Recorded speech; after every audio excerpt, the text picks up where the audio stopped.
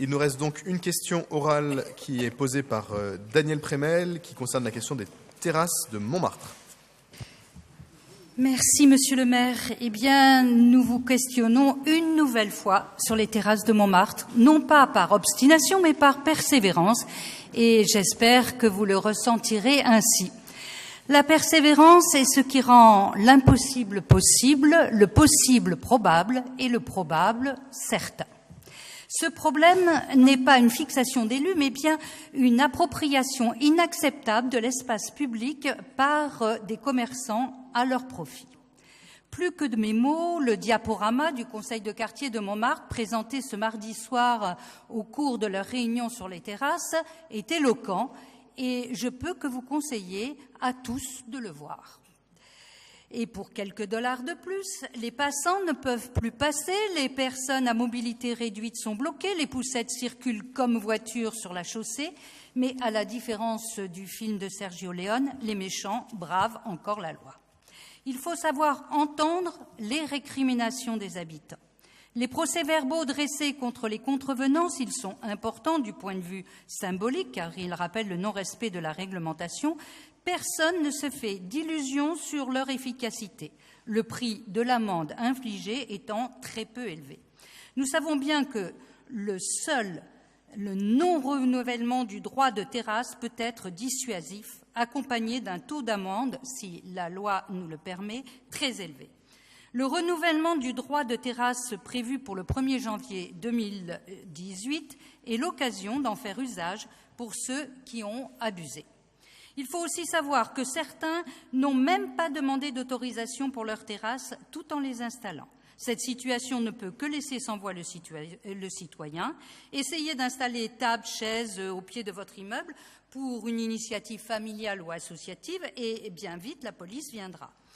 Ce qui s'applique à chacun d'entre nous doit pouvoir s'appliquer à tous. Enfin, au moment où le budget participatif a été renouvelé à une hauteur d'un peu plus de 200 000 € pour l'aménagement des rues et trottoirs de Montmartre pour faciliter les déplacements des personnes à mobilité réduite, comment faire en sorte que ces travaux deviennent une réalité si les trottoirs restent inaccessibles ? Et que l'on ne nous dise pas que c'est mettre en danger le tourisme, amener des licenciements de salariés ou fragiliser l'équilibre financier des commerçants. Nous n'y croyons pas.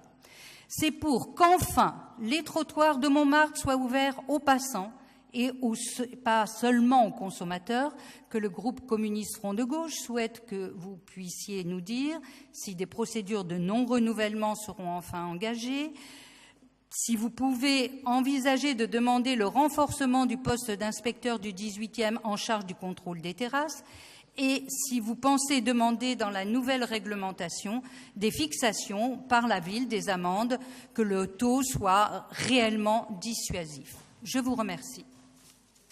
Merci beaucoup pour cette question sur un sujet qui nous préoccupe. Je vais laisser la parole peut-être d'abord à Félix Bépeau et éventuellement à Faf Gabellotto pour compléter la réponse. Félix.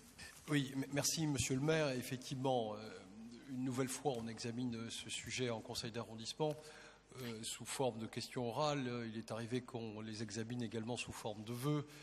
Et je voudrais quand même profiter de l'occasion pour dire qu'on ne reste pas inerte et que ce problème est non seulement bien connu, mais rappeler les quelques actions que nous menons et en profiter pour saluer le travail d'Afaf Gabellotto, de Jean-Philippe Davio, au contact permanent et moi-même en contact permanent avec le conseil de quartier pour, à travers des marches exploratoires, à travers des initiatives qui sont prises par la direction de l'urbanisme, essayer de ramener, notamment pendant la forte saison, ramener tout le monde un petit peu à la raison. Donc, beaucoup d'initiatives ont été prises. Je voudrais signaler qu'effectivement, sur le pic à baisse, nous avons tenté en début de mandat dernier d'installer des clous pour délimiter les terrasses des commerçants de ces deux rues. Et effectivement, nous avons, avec notamment Afaf Gabellotto sous le dernier mandat, régulièrement, je crois que c'était tous les 2 ou 3 mois, fait des marches exploratoires avec des riverains, des représentants de commerçants, pour essayer de ramener tout le monde à la raison. Jean-Philippe Davio a repris les choses et régulièrement fait ce genre de point et ce genre de marche exploratoire avec les commerçants et les riverains pour essayer de ramener tout le monde à la raison. C'est effectivement complètement très, très difficile, mais jusqu'à aujourd'hui, nous avons toujours considéré que le sujet n'était pas d'opposer riverains et commerçants, mais de rappeler tout le monde à essayer effectivement de décliner le vivre ensemble et de faire en sorte de se respecter. Force est de constater qu'en effet, les choses laissent à désirer et sans doute qu'il faudra parvenir à l'enlèvement des terrasses. On l'avait déjà fait dans un secteur du 18e en début de mandat, notamment autour de la rue Ramet et de la rue Christiani, et je pense que c'est une idée qu'il faut explorer. Mais je voudrais rappeler ici qu'effectivement, il y a des choses que nous faisons et que, quand bien même nous imaginerions effectivement d'enlever des terrasses, je crois qu'il faut qu'on continue à espérer que les commerçants, les associations de commerçants nous aident à ce que chacun prenne ses responsabilités, indépendamment du gendarme, parce que, je dirais, nous savons très bien, et Daniel Prémel vient de le souligner, il y aura sans doute besoin de recruter du monde pour contrôler, mais enfin, aujourd'hui, on dispose d'une brigade, il faut l'organiser, elle fait son travail, et sans doute renforcer la présence.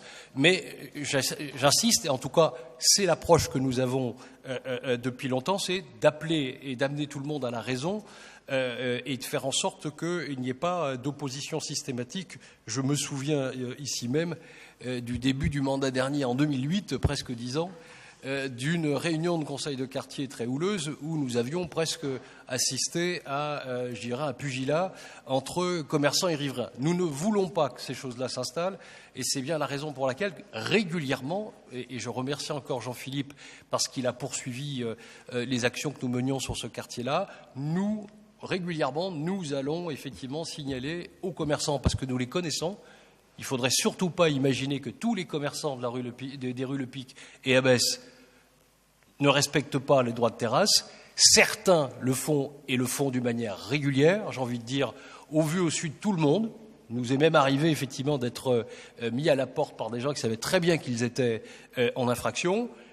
Je pense qu'effectivement, il faut non seulement renforcer les contrôles, Daniel, il faut non seulement imaginer d'enlever les terrasses pour les récalcitrants, mais je pense qu'il s'agira aussi de compléter notre demande sur notre capacité à reprendre la fixation des taux des PV ainsi que l'utilisation de l'espace public. Merci. Merci. Je ne sais pas si Afaf veut ajouter un mot. Je voulais juste, Félix a vraiment tout dit, je voulais vraiment saluer à nouveau le travail de Jean-Philippe Davio qui effectivement sur le secteur fait quand même un travail assez remarquable avec le conseil de quartier, mais aussi avec l'association des commerçants. Parce que l'association des commerçants est avec nous dans ce combat, parce que là aujourd'hui on n'a pas une problématique classique, on a une problématique d'abus.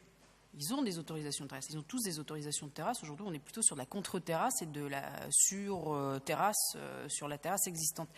Et on a beau effectivement leur expliquer, leur dire que ça ne se fait pas, qu'il y a un vivre ensemble, etc.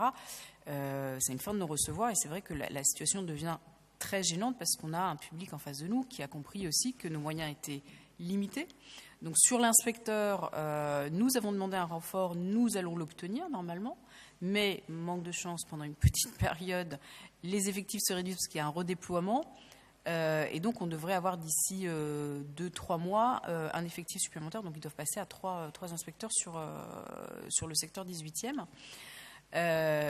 J'ajoute quand même qu'il faut que nous plaidons aussi pour que les moyens soient mis en place pour pouvoir faire respecter la réglementation, à quand bien même on irait jusqu'au retrait de ces terrasses. Il faut qu'on aille nous plus loin.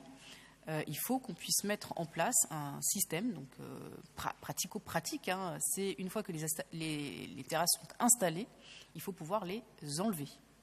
Nous donner l'autorisation et la possibilité de les enlever. Parce qu'aujourd'hui, on est face à des personnes que si elles mettent les terrasses, on est un peu Donc je plaide pour ça, je plaide effectivement pour ces non-renouvellements éventuellement, mais les non-renouvellements, s'ils ne sont pas suivis d'une action concrète derrière, de pouvoir faire respecter ce non-renouvellement. Donc on travaille là-dessus, je sais qu'on a eu des discussions là-dessus, mais ça va dans ce sens-là. Mais je veux surtout dire que le travail de l'équipe municipale est fait dans ce sens-là, c'est-à-dire que sur tout ce qui est parler ensemble, faire les choses, le marché exploitatoire, travailler avec les commerçants, ça c'est fait. Mais on bute sur un problème beaucoup plus compliqué. Jean-Philippe Daviau voulait rajouter un mot. Je suis un très grand libéral, je vais lui laisser la parole. Oui, merci Monsieur le maire. Comme d'habitude, je n'abuserai pas du temps. Je fais en général assez rapide. Non, je voulais juste dire deux choses. Un, je remercie mes collègues de mentionner mon travail, mais en réalité, mon travail était assez mince, si je puis dire, mais c'est surtout le conseil de quartier et l'équipe d'animation du conseil de quartier, et notamment l'un des membres qui est Renaud Franck Jeunesse, qui avait pris ce sujet en main déjà depuis longtemps. Je veux vraiment citer son nom parce qu'il a une action très opiniâtre, qui vont jusqu'à des fois le mettre, y compris dans des rapports un peu compliqués, en difficulté réellement avec les établissements, parce qu'il ne manque pas de leur faire remarquer les abus.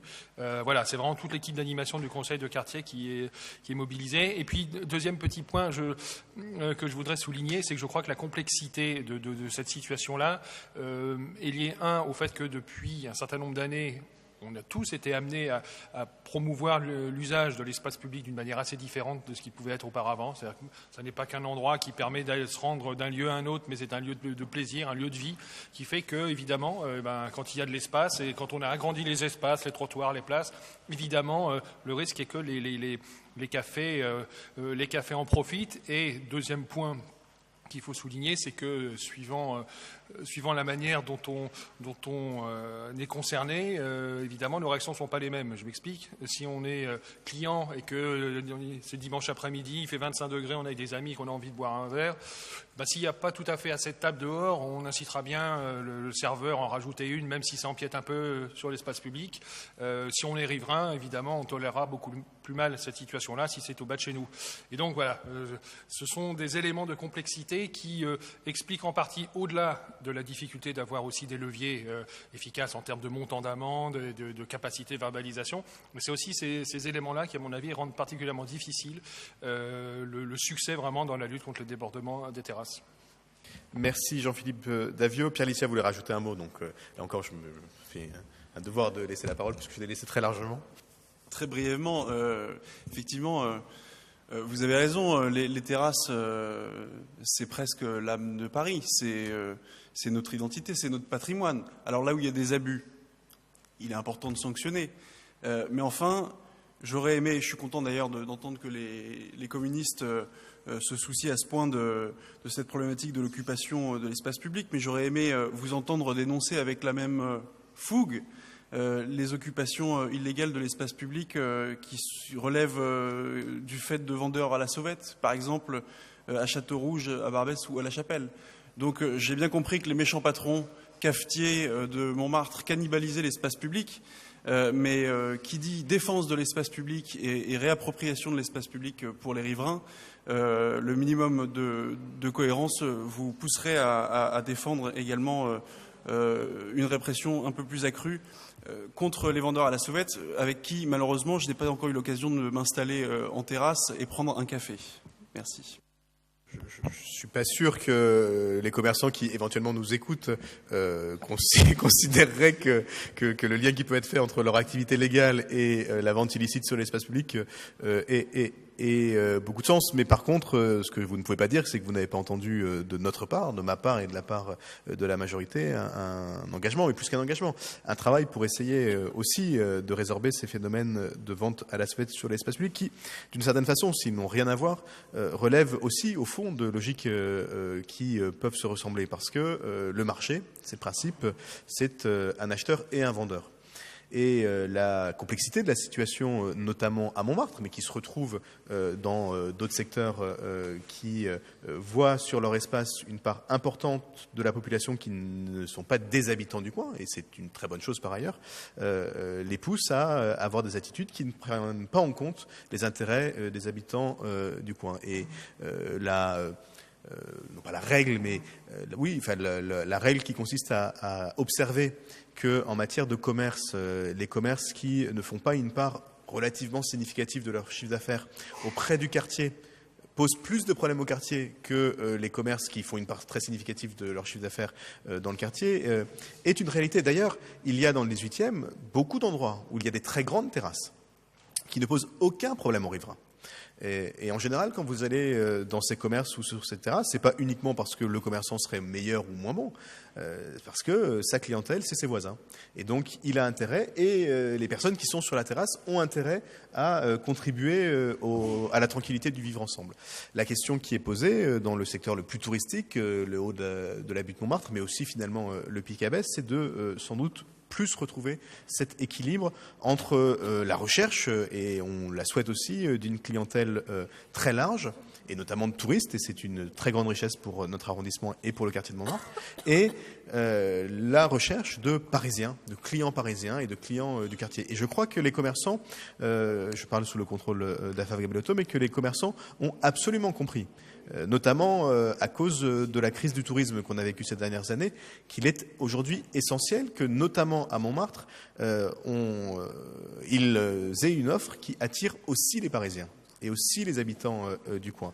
Et de ce point de vue-là, moi, j'entends avec beaucoup d'intérêt, et si la démarche avance avec sans doute beaucoup de soutien aussi, la volonté d'un nombre de plus en plus important, non seulement de riverains, mais aussi de commerçants, d'abord de se concentrer sur les habitants, un peu comme le sud de Pigalle a pu connaître une forme de renouveau, et puis le travail que les commerçants souhaitent, et que nous souhaitons avec eux commencer à faire, sur une réflexion autour de la réduction plus importante encore de la place de la voiture à Montmartre.